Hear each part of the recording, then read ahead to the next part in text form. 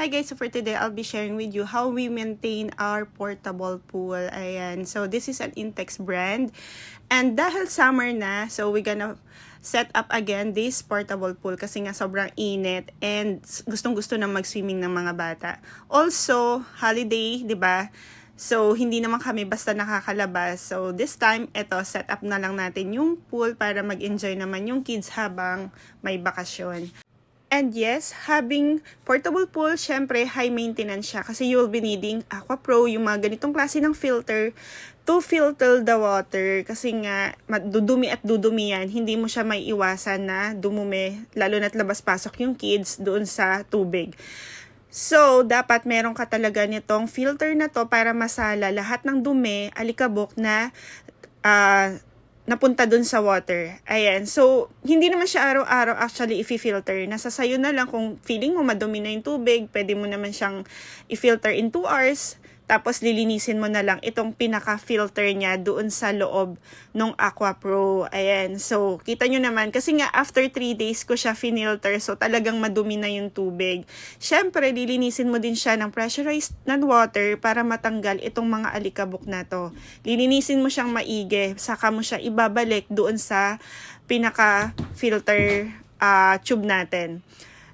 And after nga nitong malinis na to, ibabalik natin siya doon, sasalain ulit yung tubig. So, ganun lang siya. Ganun siya nililinis, guys. Para ma-maintain natin, para tumagal yung tubig doon sa pool at hindi tayo papalit-palit ng tubig. And also, kung nakikita nyo yung blue na yon na nakaibabaw sa tubig, may laman niyang chlorine tablet. Malaking tablet siya ng chlorine and nilalagay talaga namin siya para mas malinis lalo yung tubig. Ayan, mas luminaw siya.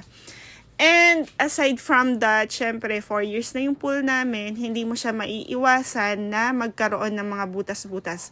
So, I recommend na bumili kayo ng portable pool na hindi hinahanginan. Yung, meron kasing mga ganon yung rectangular type na mayroong tube, may mga tubular siya parang ganon.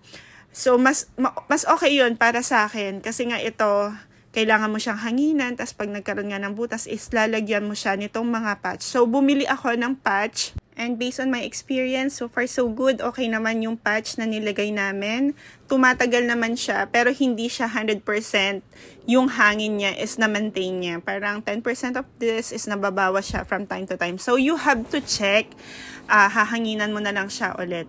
Kasi nga hindi na siya yung normal hindi na siya yung original na wala talagang butas. Ganun talaga siguro. Siguro hahanap na lang talaga ako ng mas matibay pa na patch na ilalagay dito.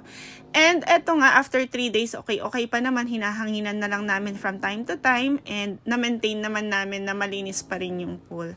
Ayun lang po. Thank you sa panonood. Bye!